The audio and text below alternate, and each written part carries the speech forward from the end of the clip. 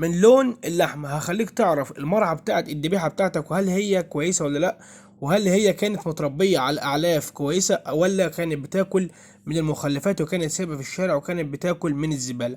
ناس كتير يا جماعة ومحافظات كتير بتكون مسيبة المعيز او الحواله او العجول في قلب الشارع، ولكن ما بتربطهاش او بتحبسها في مكان معين زي المزارع كده، بتكون بتاكل اكل كويس. لا، بتبقى بتاكل من المخلفات وتاكل من الزباله وتاكل حاجات تانية كتير وحشه. معاول الخطوات دلوقتي، ده عرق روز بيف اهو يا جماعه، عرق روز بيف. هنعرفك ازاي ان انت تعرف ان قطعه اللحمه الجميله ديت بتكون متربيه على مصدر علف موثوق منه 100% ومصدر علف كويس. في ناس كتير بتسيب المعيز وبتسيب خرفان في الزبالة أو بتسيبها في الشارع أو بتسيب عجول في الشارع. فكل ده يا جماعة لازم تاخد بالك منه الفترة اللي جاية. طبعا احنا إن شاء الله عيد الأضحى هيكون غدا إن شاء الله. يا جماعة طبعا لون اللحمة بيتميز باللون الأحمر الوردي، بيكون جميل طبعا، بيكون مختلف تماما عن أي نوع لحمة نهائي. في نوع لحمة ممكن انت تذبح الضحية وتحس ان اللحمة كويسة، ولكن الطعم بتاعها بيكون مش حلو، يعني زي ما تقول النفس بتاع الجزار ده ريحته مش حلو. لكن في حاجات كتير بتترتب على العوامل دي. ممكن يكون في ناس بتسيب الخرفان او بتسيب المعيز او الحوالة في الشارع، وده غلط.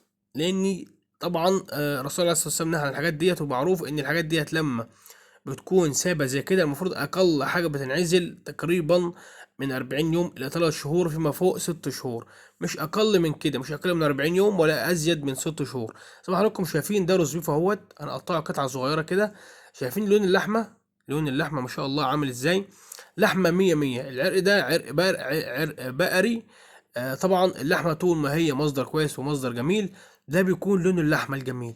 في لون لحمة بيكون لونه احمر داكن او احمر غامق شويه، بيكون مايل الى السواد، زي بيكون مايل زي العسل اللي هو الاسود كده، بيكون نفس اللون تقريبا.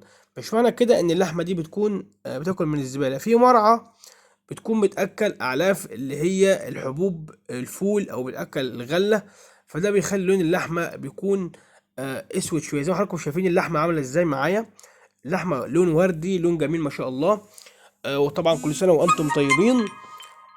طالما اللحمه يا جماعه باللون ده معاك تطمن وتاكل لحمه مية مية.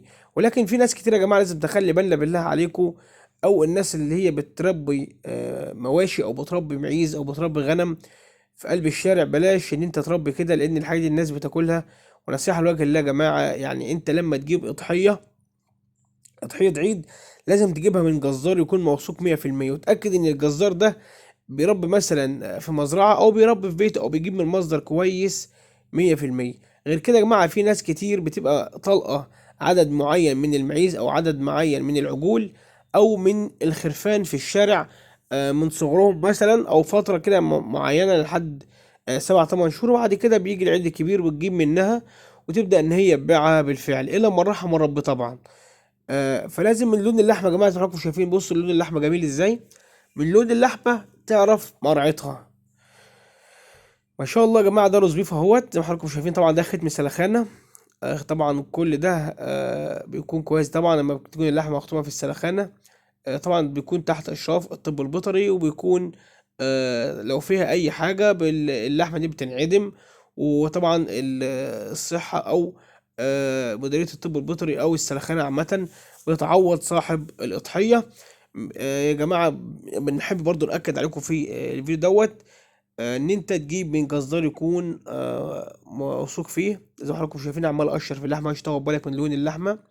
لون اللحمه جميل، لون وردي. حضراتكم شايفين ده افضل لون لحمه تشوفه عندك في الاضحيه بتاعتك، سواء كان ضاني او ان كان بقري. زي ما حضراتكم شايفين اهوت اللحمه شايفين لونها جميل ازاي ولونها عامله ازاي.